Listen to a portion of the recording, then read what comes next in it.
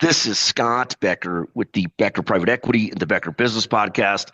Today's discussion is Powell versus Trump, Part 39.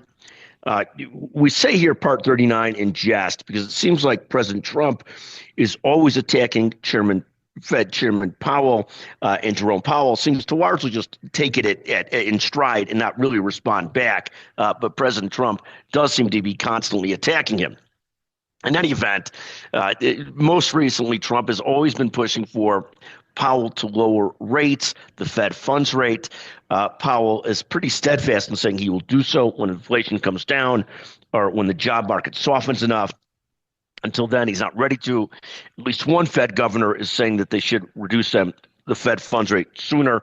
Powell is sort of holding fast. Powell's term expires next May 2026.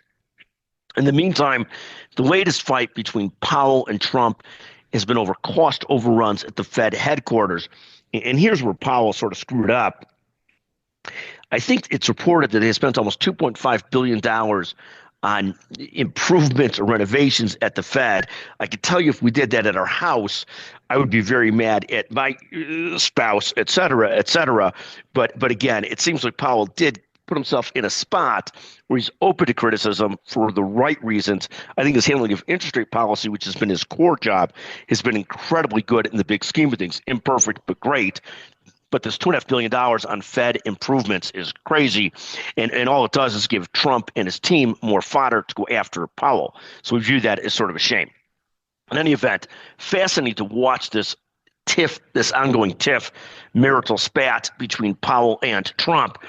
If Powell wasn't so important, I would view this with much more humor as opposed to concern, but it is concerning. In any event, thank you for listening to the Becker Business Podcast, the Becker Private Equity Podcast. Please feel free at any time to text Scott Becker, 773-766-5322. Thank you for listening.